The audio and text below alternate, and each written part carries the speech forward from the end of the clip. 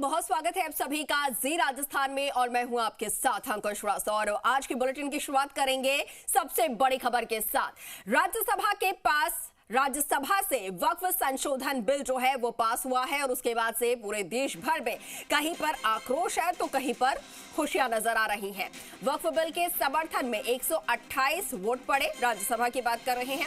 Bill के विरोध में सिर्फ 95 वोट पड़े हैं। रात 2:30 बजे तक फैसला फाइनल हुआ है और संसद से वक्फ संशोधन बिल पर मुहर लगी। राष्ट्रपति की मंजूरी के बाद ये बिल जो है वो भेजा जाएगा। राष्ट्रपति की मंजूरी के बाद फिर कानून बनेगा।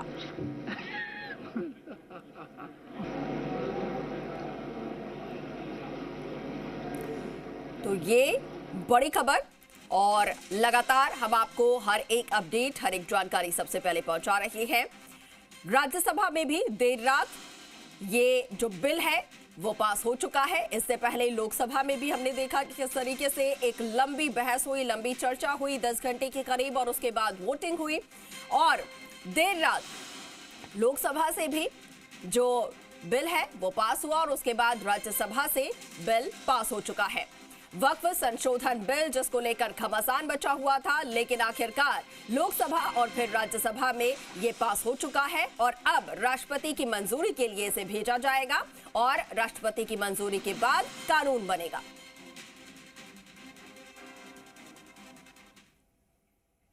तो वक्फ बिल के कानून बनने का रास्ता साफ हो गया है। लोकसभा के बाद ये बिल अब राज्यसभा से भी पास हो चुका है। वक्फ संशोधन बिल पर एनडीए सरकार को बड़ी कामयाबी मिली है। राज्यसभा में वक्फ बिल पर अंतिम परीक्षा को एनडीए ने पास कर लिया है। इसके साथ ही ये बिल लोकसभा और राज्यसभा दोनों सदनों से पास हो गया है। केंद्रीय अल्पसंख्यक मामलों के मंत्री किरेन रिजिजू ने राज्यसभा में वक्फ संशोधन विधेयक को पेश किया था। इसके बाद इस बिल पर पूरे दिन चर्चा हुई। देर रात राज्यसभा में वक्फ बिल पर वोटिंग हुई। बिल के पक्ष में 128 वोट और विपक्ष में 95 वोट डाले गए। इसके साथ ही बिल बहुमत से पास हो गया। दोनों सदनों से मंजूरी के बाद अब इस बिल को राष्ट्रपति के पास भेजा जाएगा, जिस पर साइन करने के बाद ये बिल कानून बन जाएगा। वक्फ बिल पर चर्चा के दौरान भारी बवाल भी हुआ। कांग्रेस अध्यक्ष खड़गे ने सरकार की मंशा पर सवाल उठाए तो वहीं बीजेपी नेता सुधांशु त्रिवेदी ने उन पर पलटवार किया और अब दाऊद मुख्तार इश्तर जहां से होती है मुस्लिमों की पहचान।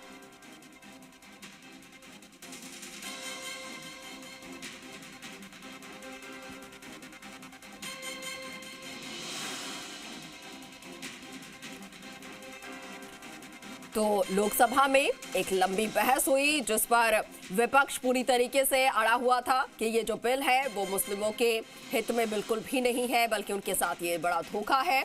और पक्ष के तमाम जो सांसद हैं, जो मंत्री हैं, वो लगातार इसमें अपनी दलीलें पेश करते रहे कि किस तरीके से ये जो बिल है वो मुसलमानों के हित में है, उनके हक के लिए है, बल्कि विपक्ष उन्हें भ्रमित कर रहा है। और एक लंबी बहस के बाद, जोरदार संघर्ष के बाद, घमासान के बाद अब ये बिल पास हो चुका है दोनों सदनों से। वक्फ बिल को लेकर राज्यसभा में तीखी बहस हुई। कांग्रेस समेत तमाम विपक्षी दलों ने सरकार को घेरा। बिल पर चर्चा के दौरान कांग्रेस अध्यक्ष मल्लिकार्जुन खड़गे ने मोदी सरकार की मंशा पर सवाल खड़े किए। खड़गे ने कहा कि माइनॉरिटीज को तंग करने के लिए बिल लाया गया है। होम मिनिस्टर इसको मानेंगे क्योंकि हर चीज को अगर नहीं बोले, ठीक है, हमारा भी वक्त आएगा, उस वक्त हम भी नहीं। राज्यसभा में चर्चा के दौरान सुधांशु त्रिवेदी का संबोधन हो रहा था और तभी विपक्षी सांसदों ने आलोचना शुरू कर दी। इंडिया गेट हमारा है, गेटवे ऑफ इंडिया हमारा है। दरअसल सुधांशु त्रिवेदी ने अपने संबोधन के दौरान अतीक अहमद, मुख्तार अंसारी नाम लेकर कहा कि ये लोग आज इनके साथ हैं, जिसको लेकर सदन में हंगामा होने लगा। इस दौरान सभापति एनसीपी सांसद को समझा ही रहे थे कि तभी अमित शाह ने मोर्चा संभाल लिया। दंगे हुए थे तो आप लोगों का क्या रोल था, ये जन जाएगा। इनको मेरा हुआ ऐसा है कि मैं ही दिखाई पड़ता हूं। आपकी सुनिए, 1 मिनट सुनिए। दंगे शांत होने के बाद 18 महीने के बाद मैं गृह मंत्री बना। दंगा हुआ तब मैं गृह मंत्री नहीं था।